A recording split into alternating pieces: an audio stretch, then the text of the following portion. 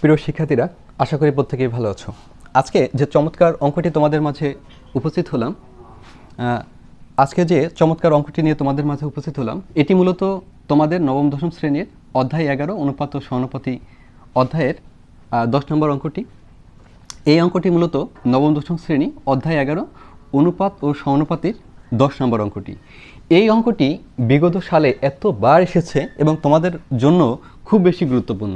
তো আমরা এই ক্লাসটা যদি শুরু থেকে শেষ পর্যন্ত দেখি, ইনশাআল্লাহ তোমরা এই অঙ্কটি অনেক সুন্দরভাবে বুঝতে পারবে। তোমাদের জন্য কিন্তু শতভাগ গুরুত্বপূর্ণ। এটা বারবার বলতেছি, এই অঙ্কটি অনেক বেশি গুরুত্বপূর্ণ। শুধুমাত্র এখানে একটু ফেসটা চেঞ্জ করে দেয়, এছাড়া এই অঙ্কটা টোটালি অপরিবর্তিত থাকে।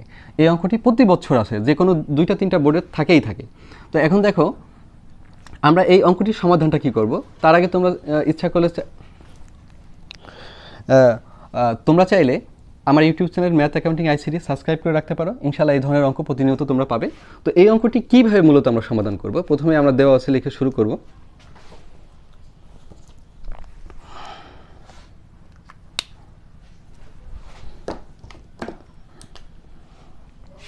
তো প্রথমেই আমরা দেওয়া আছে লিখে অঙ্কটি শুরু করব। দেওয়া আছে